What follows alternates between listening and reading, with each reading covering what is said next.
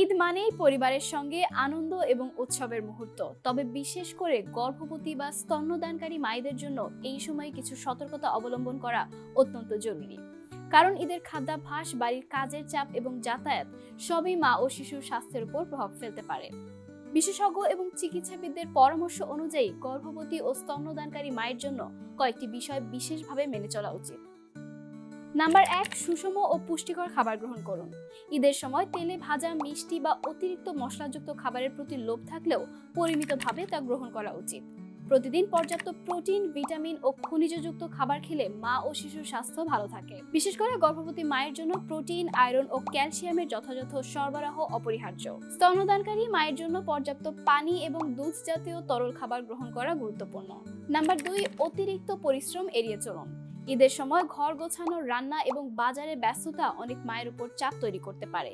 গর্ভবতী ও স্তন্যদানকারী মায়েদের উচিত অতিরিক্ত শারীরিক পরিশ্রম এড়িয়ে চলা। প্রয়োজনে পরিবারের অন্য সদস্যদের থেকে সাহায্য নেওয়া উচিত। নাম্বার 3, পর্যাপ্ত বিশ্রাম নিন। শরীরের জন্য পর্যাপ্ত ঘুম এবং বিশ্রাম খুবই গুরুত্বপূর্ণ। ব্যস্ততার মধ্যে প্রতিদিন পর্যাপ্ত ঘুম এবং বিরতি নেওয়া উচিত, কারণ শরীর পর্যাপ্ত বিশ্রাম না পেলে ক্লান্তি, হরমোনের সমস্যা এবং মনোযোগের ঘাটতি দেখা দিতে পারে।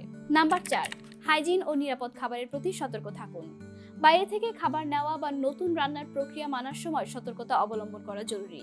খাবারের আগে তা ভালোভাবে ধোয়া ও রান্না করা উচিত। শিশুদের জন্য দুধ বা অন্যান্য খাবার প্রস্তুত করার সময় সতর্ক থাকা, হাত ধোয়া, পরিষ্কার পরিবেশ এবং স্যানিটারি ব্যবস্থা মেনে চলা অত্যন্ত গুরুত্বপূর্ণ।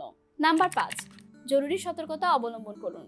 যদি হঠাৎ মাথা ঘোরা, বমি ভাব, পেট ব্যথা, রক্তপাত কিংবা অন্য কোনো অস্বাভাবিক উপসর্গ দেখা দেয়, দেরি না করে ডাক্তার বা চিকিৎসকের পরামর্শ নেওয়া উচিত। বিশেষজ্ঞ এবং চিকিৎসাবিদদের পরামর্শ অনুযায়ী এই সতর্কতা মেনে চললে মা ও শিশুর স্বাস্থ্য রক্ষা করা সম্ভব এবং ঈদ উদযাপন হবে নিরাপদ, আনন্দঘন এবং সুস্থ পরিবারের সঙ্গে উপভোগযোগ্য।